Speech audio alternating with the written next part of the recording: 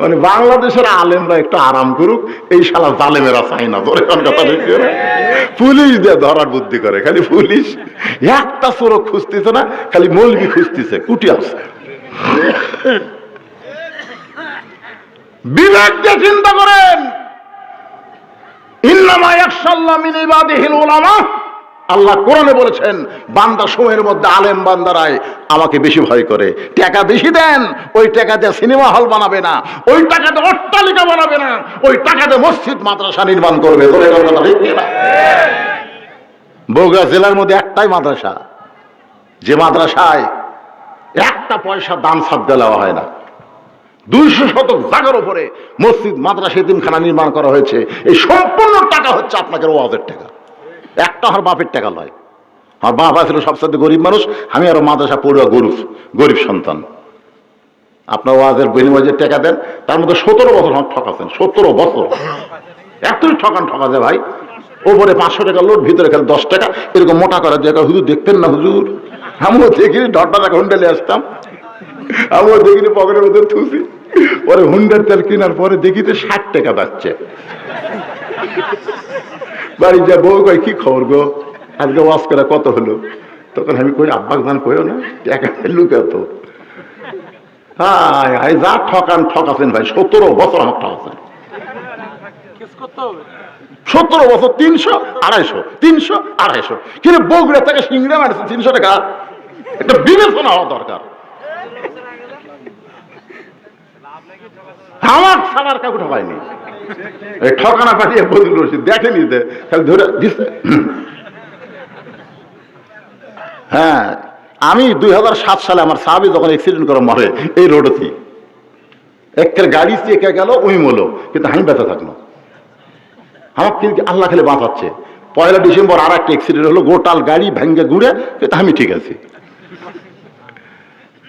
তো এখন ব্যাপার হলো কি শোনেন, এই যে অ্যাক্সিডেন্ট হওয়ার পর আমি চিন্তা করলাম, করে আমি যদি আজকে মরতাম, তা আমার নাম শেষ না। ওয়াজের জন্য না, আমি মরে গেলে কিয়ামত পর্যন্ত জীবিত থেকে, এই জন্য আমাকে একটা কিছু করা লাগবে। তখন আমি 12 শতক জায়গার উপর পজিশন নিলাম। 12 শতক জায়গার মধ্যে কি হবে, হাতের ঠেকাও নেই। 7 সালের কথা। 14 সালে আমি একটা মাদ্রাসা শুরু করলাম। বর্তমানে সে মাদ্রাসার জায়গা হলো 200 শতক। গত কয়েকদিন আগে 60,000 টাকা শতক, আবার 35 শতক কিনছি। সেটার উপরে আমার মায়ের জানাজা হলো। তো এই টাকাগুলো কি করে? খালি আবেগ দিয়ে চিন্তা করলে হবে না ভাই, বিবেক দিয়ে চিন্তা করা লাগবে। আবু যার গিফারি আবেগে বলতেছে, কবর, তুই কি জানিস গভীর রাত্রে কেন কবর খুঁড়তেছি? এমন একজন মহিষী নারী আজকে কবরের মধ্যে দাফন হবে, যাকে আল্লাহর নবীর মেয়ে হওয়ার পরে নবী তাকে মা হিসাবে সম্মান দিয়েছে। নবীর মেয়ে, কিন্তু নবী তাকে মা হিসাবে সম্মান দিয়েছে। তোর এখন সুবহানাল্লাহ। কবর, খবরদার বেয়াদবি করবি না। তোর মধ্যে এমন একজন মা আসবে, যার 2টা সন্তান জান্নাতি যুবকদের সর্দার হবে। যে যুবকেরা, তোমরা বলো তো জান্নাতি যুবকদের সর্দারের নাম কি? প্রত্যেক জুমার দিনে ইমাম সাহেব শোনায়, সাইদুস শাবাবে আহলেল জান্নাহ হাসান ও হোসেন রাদিয়াল্লাহু তাআলা আনহুমা, শোনায় না? কোনদিন কি কোন ইমাম কইছে তোমাকে জান্নাতি যুবক হবে মেসি আর নেইমার? কোনদিন কইছে? তো মেসির জার্সি কা উদ্দেশ্য করে? বাংলাদেশের টাকায় 10,000 কোটি টাকা, 10,000 কোটি টাকা মেসি ইসরায়েল দিছে ফিলিস্তিন মুসলমানকে মারার জন্য। এই শয়তান মেসি 10,000 টাকা দিছে ইসরায়েল।